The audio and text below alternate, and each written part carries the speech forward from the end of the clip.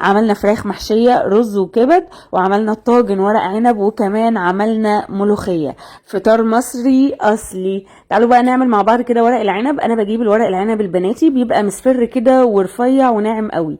هحطه، جبت نص كيلو، الكيلو عندي كان ب120 جنيه، جبت نص كيلو ب60 جنيه. وبعصر ليمون في المية اللي هي بتسلق فيها ورق العنب. المهم ان انا اهديها كده غلوة 3 دقايق، وهقوم مطلعها على طول اصفيها. بعد كده تعالوا نعمل الخلطه بتاعتنا، عباره عن زيت وبصل ومعاها سمنه بلدي. هقلب الكلام ده كله كويس، وانزل بقى بالفلفل الاخضر والاحمر، اسيبهم ياخدوا لون كده مع بعض. وبعد كده هنزل بالطماطم بتاعتي. انا بحب اضرب الطماطم في الكبه بحيث ان هي تبقى فيها قطع، ما تبقاش في الخلاط. بنزل بالبهارات بتاعتي، عباره عن معلقه سكر، معلقه ملح، فلفل اسود، كمون، كزبره. ما بكترش بهارات اكتر من كده، ما بحبش المحشي بتاعي يبقى غامق. هشيل حبه كده من الصلصه وهقول لكم ليه دلوقتي. وهنزل بالخضره بتاعتي، بحط كزبره وشبت، ما بحطش بقدونس خالص. وبنزل بالرز بتاعي. المهم ان الصلصه لازم تبقى حمرا زي ما انتم شايفين كده. سر ورق العنب هو الثوم المفروم. احط معلقه كبيره على الخلطه او معلقتين كبار، يعني كل ما تزودي كل ما هيبقى احلى. ورق العنب من غير ليمون وثوم ما يبقاش ورق عنب يا جماعه. تيجي بقى للفراخ هنا هو المحشيه، بجيب بصلايه وبحط معاها ملح وفلفل اسمر واتبل بيها الفراخ. ودي خطوه مهمه جدا، بتدي طعم حلو قوي للحم الفراخ. هجيب بصلايه برضو كبيره، معلقه سمنه، وازود السمنه، وانزل بالقوانص وهي متقطعه. وبعد ما تتغير لونها انزل بالكبد، واقلب كويس قوي قوي بحيث ان هي تتحروق معايا شويه، علشان ده اللي هيدي اللون للرز بتاعنا. وانزل بفلفل اسود وملح، وانزل معايا بالرز. مقدار الرز لكل فرخه بياخد مج رز كبير. ونعمل حسابنا ان الرز بيستوي وبيزيد جوه الفرخه، يعني احنا هنسويها نص تسويه. نزلنا هنا بالرز، وهبتدي اقلب كويس قوي قوي قوي. والميه بتاعتي هتبقى قليله جدا، لان انا عايزه الرز ما يبقاش معجن جوه الفراخ، عايزاه يبقى مفلفل. الميه خلاص كده على الوش. هبتدي بقى اوطي واسيبها تستوي لغايه لما تتشرب الميه بتاعتها. يعني هو مش هيعتبر سوا قوي قد ما هو ان انا بدخلها لسه بجهزها لمرحله التسويه. خلاص بعد ما الرز اهو فلفل معايا، هبتدي بقى التركه بتاعه البصلايه اللي هي المفرومه في الكبه، معاها ملح وفلفل اسود وفلفل اسود كتير، بتخلي الرز ده في حته تانية خالص. التركه دي جربوها بجد، هتعجبكم جدا جدا جدا. خلاص هنا هو انا بجهز الرز بتاعي للفراخ ان هي تتحشي. الفراخ بقى الشمورت الصغيره ديت، ميزتها ان الفرخه بتبقى كيلو، ما بتبقاش اكبر من كده. دي بلدي يا جماعه.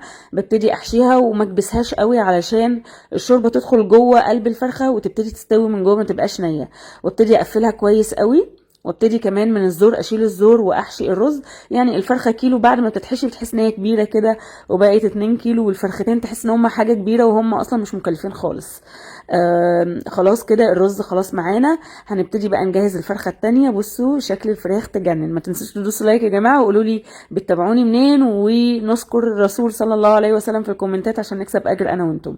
هنجيب الشوربه بتاعتنا بقى، فيها بصل وطماطم ورق لورا وحبهان وملح وفلفل اسود، ونبتدي نسوي الفراخ بتاعتنا. نيجي بقى لورق العنب. انا بحب احط العيدان بتاعتها، بتبقى فيها المزازه بتاعت ورق العنب الخطيره. ترنشات طماطم، ترنشات بصل، ولو عندك ترنشات جزر حطي برضو، بس انا ما كانش عندي. هبتدي ارص بقى ورق العنب كده داير ما يدور على شكل ورده، علشان لما اجي اقلب الحله يبقى شكلها حلو. بعد ما هنرص ورق العنب زي ما انتم شايفين كده، هو بصوا شكله يجنن. هنجيب هنا الليمون مع الشوربه بتاعتنا، وبحط الصلصه اللي انا شلتها في الاول، وبنزل بحوالي نص كوبايه زيت زيتون. بعد كده هو هنسيبها تغلي كويس.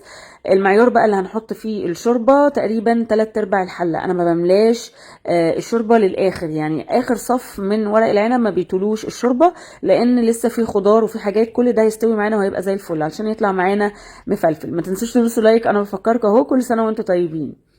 هبتدي بقى اعلي النار عليها اول ربع ساعه، وبعد كده اهدي خالص واسيبها تستوي تقريبا من ساعه لربع الساعه. وبعد ما تستوي اسيبها فتره في الحله، ما نعريش عليها علشان ما تسودش. الفراخ هدهنها بقى سمنه وادخلها تحت الشوايه علشان تتحمر. ونيجي بقى للملوخيه، شويه كزبره في الشوربه بتاعتنا، وشويه توم ني، وربع معلقه سكر. وننزل بالملوخيه الخضراء بتاعتنا ونقلبها. الملوخيه ما بتغليش، يعني هي بتاخد حراره الحله. هبتدي اشيلها بقى، وابتدي اعمل الطشه بتاعتنا الخطيره. الطشه عباره عن سمنه، وبحط معاها معلقتين من الزيت، بتدي لمعه كده الملوخيه، وشويه توم وشويه كزبره. ما سيبهاش تتحروق قوي، يعني يا دوب تاخد لون كده هو، واطش بيها الملوخيه على طول. مش قادره اقول لكم بقى الريحه كانت عامله ازاي واحنا صايمين، كان الوضع صعب قوي. برغم ان السفرة بسيطة بس حقيقي جميلة. والجمال ان هي معمولة بنفس، وان انت تاكلي اكلة حلوة. يا ما في سفر مليانة اكل كتير جدا بس ما مش بنفس، والاكل ما تحسوش ان هو ليه طعم. فاهم حاجة ان احنا كده ندي النية ان احنا عايزين ناكلهم احلى اكل، وان شاء الله يتعمل معاكم احلى اكل في الدنيا، ومش لازم التكاليف الكتيرة قوي. على قد لحافك مد رجليك. بصوا بقى ورق العنب بعد ما برميها كده في الطبق، استنى عليها شوية علشان تطلع معانا بالشكل ده. والملوخية طلعت معانا، وعملت معاهم السلطة الخضراء وكمان اللسان عصفور. طبعا كان الوقت مستعجلين قوي فملحقش اصور لكم السفرة النهائية.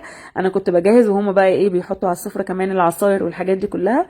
كل سنة وانتم طيبين وبخير، واشوفكم ان شاء الله كل رمضان. وما تنسوش بقى تشجعوني كده، انا بقدم محتوى هادف يا جماعة ما تنسوش. فعايزة لايك وشير وكومنت جميل، ودلعوني في الكومنتات. بحبكم جدا يا احلى متابعين في الدنيا، وكل سنة وانتم طيبين.